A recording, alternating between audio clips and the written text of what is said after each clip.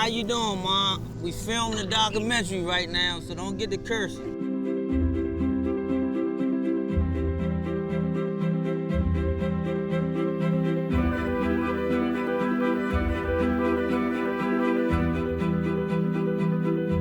We had our first day of filming with Anthony Petty, with Pete.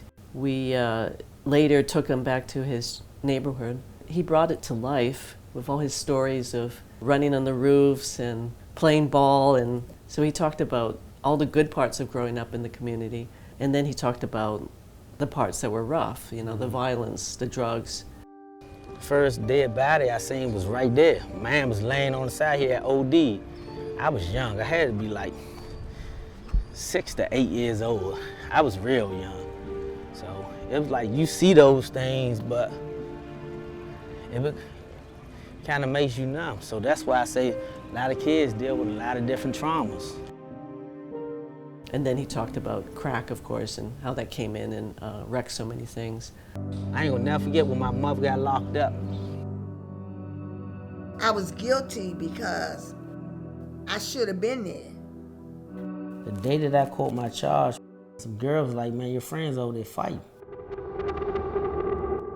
People do judge people who have committed a murder.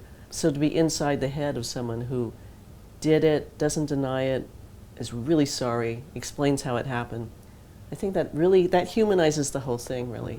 It makes you understand how these things happen. I didn't know what I was doing, but I did it, you know what I'm saying? It was Pete's openness and bravery to talk to us, to be able to craft that into something that fits the narrative, something that can help other people, and something that can be used as an advocacy tool to show the change that he put in. Right, exactly. Although it took a lot of people to get this work done, I'm credited for being the impetus behind the IRA legislation, often referred to as second look legislation. Which I think was always great to be able to show Crystal and her brother James and use that as the catalyst for her advocacy. Right, yeah. I mean, what a great story, right? That she helped to get the bill going, and then she did get her brother out. Yeah, it's one of my favorite shots of the film is the shot of them at the end of that sequence where they're both smiling. It's dripping with sibling. Like you can tell that they're brother and sister, that they love each other, that they have such a deep, wonderful relationship. Right, I know what you mean.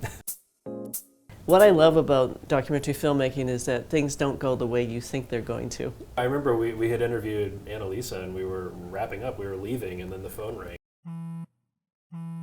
How is your unit now? Do you feel safe? No, it's very volatile here.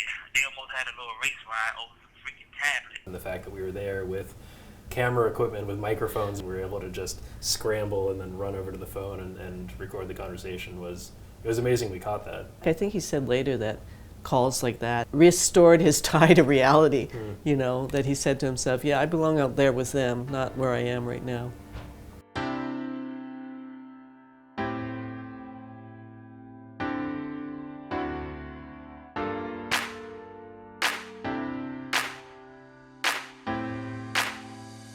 Hey.